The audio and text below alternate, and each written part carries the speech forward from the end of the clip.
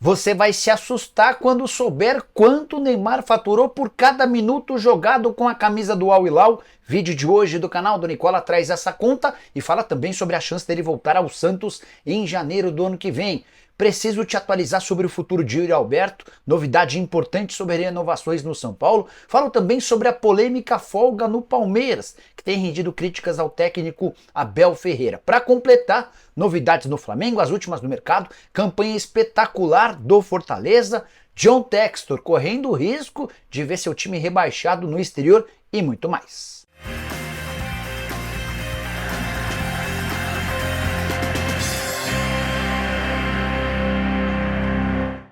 Fala aí pessoal, sou Jorge Nicola, bem-vindos a mais um vídeo do canal, sempre bom ter vocês por aqui. Antes de começar, deixa eu só pedir para você deixar like, se inscrever no canal e ativar as notificações, assim você é avisado quando tiver vídeo novo ou live. Por falar em live, estaremos ao vivo a partir das 7 da noite aqui no canal do Nicola, beleza? Bora contar também que estou deixando duas dicas bem legais para você na Aposta Ganha, uma das mais antigas parceiras do canal do Nicola. Não temos jogos do Campeonato Brasileiro nessa quinta, mas separei duas sugestões. A primeira delas, no Campeonato Saudita. Acho que o Al Ahly vence o Al Raed, que o Al Nassr vence o Al Riyad e que o Al Hilal, time de Jorge Jesus, vence no intervalo e no fim de jogo o Al Ittifaq. Tô colocando R$100 para voltarem R$253 com bastante confiança de que essa aposta vai vingar. Já no Campeonato Brasileiro, sexta-feira com duas partidas. Acho que o Internacional vence o Fluminense e aposto na vitória do Palmeiras contra o Grêmio. A soma desses dois resultados me faz colocar R$100 para voltarem R$218. E você? Gosta de fazer sua fezinha? Manja de futebol? Vem se divertir comigo na Aposta Ganha. Tô deixando o link no comentário fixo. Clica, faz seu cadastro. Importante lembrar, você precisa jogar com responsabilidade, apenas para maiores de 18 anos de idade. Combinado? Bora começar o vídeo com aquele tradicional giro de notícias. Separei as principais notícias para você ficar por dentro de tudo. Primeira delas, Jorge Sampaoli, alvo do Santos, tem um princípio de acordo para ser o novo treinador do Rennes da França, pelo menos é o que garante o jornal L'Equipe.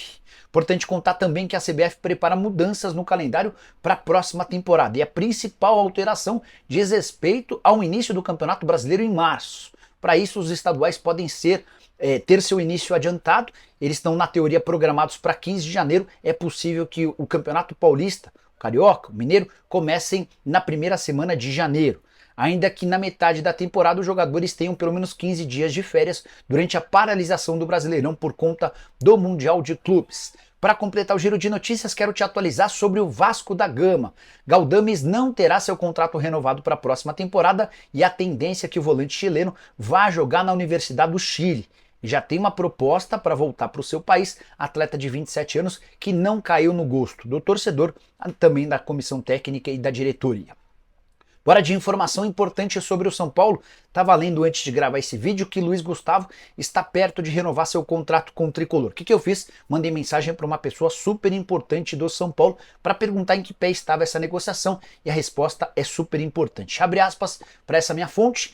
Só falaremos com atletas sobre renovações depois do fim da temporada, fecha aspas. Eu perguntei se esse raciocínio valia apenas para o Luiz Gustavo ou também para o Rafinha.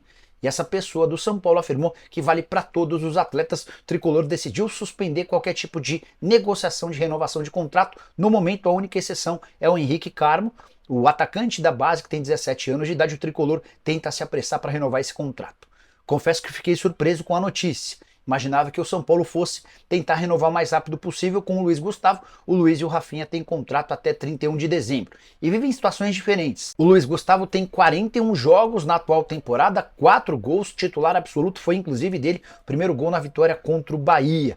Já o Rafinha, que tem 39 anos, é 2 anos mais velho do que o Luiz Gustavo, não consegue jogar com tanta frequência. 20 partidas na temporada, nenhum gol e nenhuma assistência. Não é titular desde 5 de outubro contra o Cuiabá. Contra Vasco e Criciúma ele nem sequer saiu do banco de reservas, diante do Bahia entrou a 9 minutos do fim. Se eu sou dirigente do São Paulo, sugeriria uma renovação de contrato para o Luiz Gustavo e abriria a mão da permanência do Rafinha. Mas, a julgar por essa decisão do São Paulo de adiar as renovações de contrato, não vou ficar surpreso se o Tricolor abrir mão de ambos. Já uso o espaço para comentário para dizer o que você pensa sobre essa situação, beleza? Hora de falar sobre o Flamengo rubro-negro ainda tem chance de título do Campeonato Brasileiro. Vários torcedores do Fla passaram a entender que essa possibilidade existe depois da vitória com o time misto, diante do Cruzeiro por 1-0 na noite dessa quarta-feira. A diferença do Flamengo por Botafogo caiu para 9 pontos. O Flamengo é o quarto com 58 pontos, o Botafogo aparece com 67. Restam 6 rodadas e não há mais confrontos diretos. Os próximos jogos do Flamengo: Atlético Mineiro em casa, estou falando do Campeonato Brasileiro, Cuiabá fora, Fortaleza fora, Internacional em casa, Criciúma fora e Vitória em casa. Para ter alguma chance de título, o Flamengo precisaria ganhar praticamente todos os seus jogos e torcer por 3 tropeços do Botafogo. Importante contar que na história nunca houve um clube que conseguiu reverter uma diferença de 9 pontos a 6 rodadas do fim. O próprio Flamengo já havia conseguido ser campeão estando a 6 pontos do líder. Isso aconteceu em 2009, quando o Palmeiras era o primeiro colocado, o Flamengo ocupava a 5ª colocação. Ou melhor, o Flamengo era o 6º. O Flamengo termina a competição tirando essa diferença de pontos em relação ao Palmeiras, se sagra campeão e o Verdão ainda cai para o 5º lugar. Mas essa diferença de 6 pontos que o Flamengo conseguiu tirar é a diferença do Palmeiras para o Botafogo. Os 9 pontos do Fla para o Botafogo hoje seriam uma enorme catástrofe para o Botafogo e uma grande felicidade para o torcedor do Flamengo. A pergunta que eu quero deixar para você que está me assistindo: você ainda acha que o Flamengo tem chances? Use o espaço para comentário para responder e justificar a sua opinião, tá bom? Quero falar agora sobre o Fortaleza, mais um capítulo lindo da história promovido por Juan Pablo Vojvoda, Marcelo Paz e companhia. Fortaleza pode confirmar nesse sábado diante do Vasco, em jogo dentro de casa, a classificação para a próxima Libertadores da América via Campeonato Brasileiro com 5 rodadas de antecedência. E o atual elenco já é o responsável pela melhor campanha na história do Lion. E olha que ainda restam 6 jogos até o fim da competição. Nesse momento, Fortaleza, terceiro colocado, tem 60 pontos. São 2 pontos a mais do que a melhor campanha da história do Fortaleza nos pontos corridos. Em 2021 foram 58 pontos conquistados e a 4ª colocação na classificação geral. Fortaleza que está a 1 ponto do Palmeiras, do vice-líder, e a 7 pontos do Botafogo. Só para completar, o Lion, que se tornou SAF, mas ainda não vendeu a sua sociedade anônima do futebol para parceiros, a compreensão dentro do clube de que isso só vai acontecer se o interessado, o parceiro, tiver muita capacidade financeira, experiência comprovada e não quiser comprar mais do que 50%. A ideia do Fortaleza é continuar mandando no departamento de futebol. Preciso falar agora sobre o Palmeiras para explicar para vocês sobre uma polêmica envolvendo as folgas. Muita gente no Palmeiras entende que o Verdão deu muitas folgas a seus atletas. Outra questão que tem causado barulho: o fato de o técnico Abel Ferreira ter se utilizado de um período sem jogos do Palmeiras para ir até Portugal, para descansar ao lado da família, a avaliação de que ele não poderia ter feito isso em meio ao Campeonato Brasileiro. Importante contar que, desde que o Palmeiras foi eliminado da Libertadores da América pelo Botafogo, o Abel teve 24 dias de folga em 60 dias. Já os jogadores tiveram 19 dias de folga nesse mesmo período de 60 dias. Ou seja, o técnico palmeirense teve 5 dias a mais de folga do que todo o seu elenco. Depois da derrota por 2-0 para o Corinthians, na última segunda-feira, o técnico Abel Ferreira foi perguntado por uma pessoa que participava da entrevista coletiva. Ela nem perguntou, ela afirmou: ô Abel, o seu time vem de 9 dias de folga, não é muita folga e pouco futebol? É importante contar que houve um intervalo de 9 dias entre o jogo contra o Fortaleza e o jogo contra o Corinthians. Mas não foram 9 dias de folga nesse período. O Palmeiras teve só 2 dias de folga, os outros 7 dias foram de trabalho. E a viagem do Abel a Portugal aconteceu anteriormente, muito antes desse duelo contra o Corinthians. De qualquer forma, é um Palmeiras que está abaixo daquilo que se imaginava. Temporada pode terminar com um único título, o Campeonato Paulista, pouco para um clube que tem a segunda maior folha salarial do país e que investiu cerca de 200 milhões de reais em reforços. Você trocaria o comando técnico? Acha que o Abel tem de sair? Grande bobeira? Você manteria os jogadores? Gostaria de ouvir a sua opinião sobre a situação alviverde, beleza? Bora falar agora sobre o Lyon, clube francês que tem como dono John Textor uma crise financeira sem precedentes. E tem jornalista falando em rebaixamento ou até em fechamento das portas. A informação foi divulgada pelo jornalista Romain Molina. Ele afirma que, num mundo normal, o Lyon deveria ser rebaixado por conta da sua situação financeira. Essa decisão seria da direção nacional do controle de gestão, tudo por causa da enorme dificuldade financeira pela qual passa o Lyon. No meio do ano, o clube francês chegou a colocar praticamente todos os seus jogadores à venda, poucos foram negociados. E essa possibilidade de liberar todos está muito condicionada à necessidade de o clube faturar dinheiro. Isso vai continuar valendo para a virada do ano. Na janela de janeiro, o Lyon vai precisar negociar jogadores. Importante contar que desde que o Textor assumiu a condição de dono da SAF do Lyon, e foi uma condição bem complicada, dando um golpe no presidente do Lyon, desde esse episódio, o Textor precisou vender algumas das propriedades. Ele inclusive se desfez do time feminino, que é um dos mais tradicionais do futebol europeu quando o assunto é futebol de mulheres. A dívida do Lyon hoje ultrapassa os 500 milhões de euros.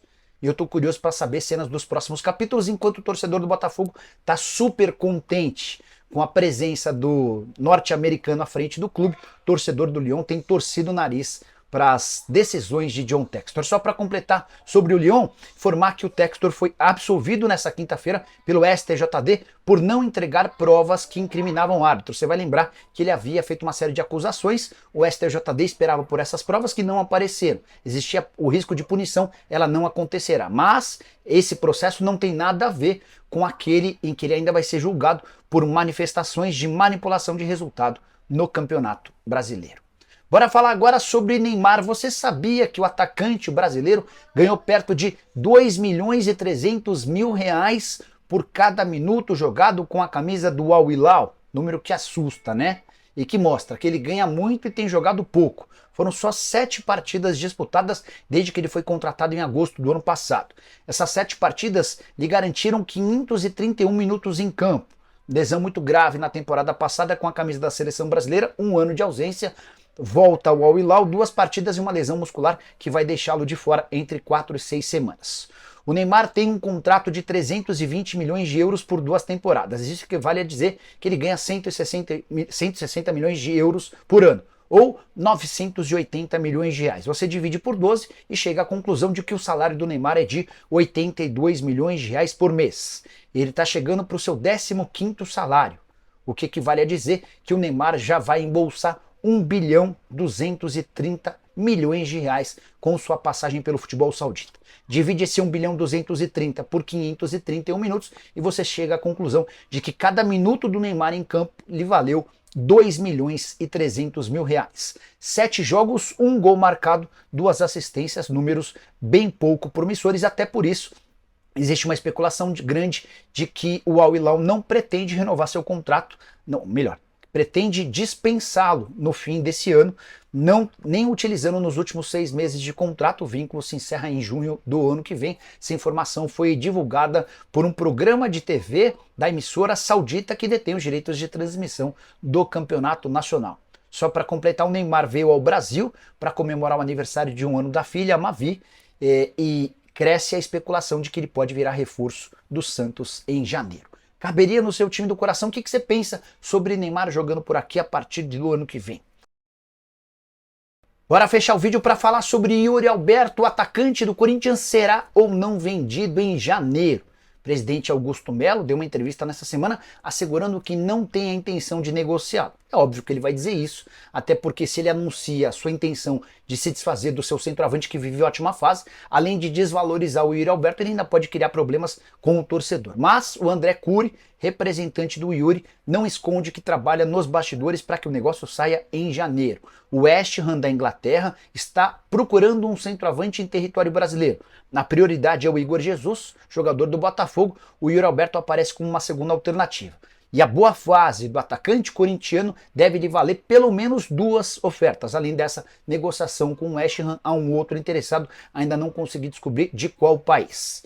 Mas é importante dizer que o Corinthians só vai negociá-lo em condições financeiras bastante interessantes. A avaliação do Augusto é de que o Yuri Alberto custou ao Corinthians 12 milhões e meio de euros por 50% dos direitos econômicos. Difícil fazer essa conta porque o Yuri foi envolvido numa grande troca com o Zenit, que envolveu o Robert Renan, que envolveu outros jogadores. Mas a avaliação interna é de que o Corinthians precisa de pelo menos 12 milhões e meio de euros por seus 50%. Dessa maneira, para tirá-lo do Corinthians, o interessado vai precisar gastar algo na casa dos 25 milhões de euros. Pergunta que eu quero deixar para você é: esse preço é justo? O Corinthians consegue um outro centroavante do nível do Yuri Alberto por 12 milhões e meio de euros? Usa o espaço para comentário para registrar a sua opinião. Se você puder também deixar like, se inscrever no canal. A gente volta às 7 da noite em ponto com o programa do Nicola. Abraço, tchau!